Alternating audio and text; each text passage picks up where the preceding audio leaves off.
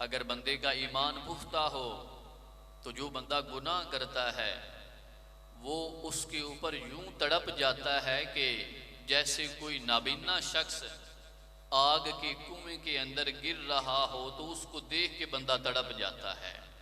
لیکن جب ایمان کے اندر کمزوری آ جائے تو پھر اپنے قریبی، اپنے دوست، اپنے رشتہ دار کہ اگر چند ٹکوں کا نقصان ہو جائے تو وہ نقصان اس بندے کو تڑپا دیتا ہے کہ میرے فلاں رشتہ دار کا اتنا نقصان کیوں ہو گیا، اسے اتنا خسارہ کیوں ہو گیا، اس کا اتنا لاس کیوں ہو گیا، بندہ تڑپ اٹھتا ہے۔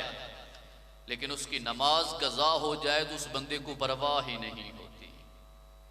وہ بندہ کسی گناہ کے اندر ملوث ہو جائے تو اس کو اس کی پرواہ ہی نہیں ہوتی۔ دنیا کا نقصان ہو جائے تو بندہ تڑپ اٹھتا ہے، آخرت کا نقصان ہو جائے تو بندے کو محسوس تک نہیں ہوتا۔ یہ ایمان کی کمزوری ہے۔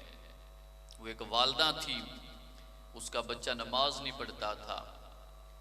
اس نے کسی سے پوچھا کہ میرا بچہ نماز نہیں پڑھتا، صبح کی میں اسے اٹھاتی ہوں لیکن یہ بیدار نہیں ہوتا، تو یہ بتائیں کہ میں اس کو نماز کے وقت کیسے بیدار کیا کروں؟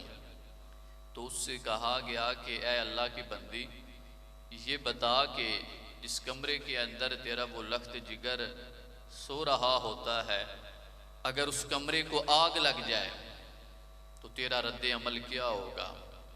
اس نے کہا میں دوڑ کے جاؤں گی، بازو سے پکڑ کے اس بچے کو گھسیٹ کے اس کمرے سے باہر نکال لوں گی۔ اسے بتایا گیا کہ اگر تیرا بچہ نماز نہیں پڑھ رہا تو یہ سمجھ لے کہ وہ اپنی قبر کو آگ کے شعلوں سے بھر رہا ہے۔ تو اسی بات کو اپنے ذہن کے اندر بٹھا، اور جس طرح کمرے کے اندر اگر آگ لگ جاتی تو اس بچے کو گھسیٹ کے تو باہر نکال لیتی، یہی بات اپنے ذہن کے اندر بٹھا۔ اگر تیرا بچہ ویسے نہ اٹھے تو اپنے بچے کی قبر کو آگ کے شعلوں سے محفوظ رکھنے کے لیے اپنے اس بستر سے اسے گھسیٹ کر مسجد کی طرف روانہ کر دے۔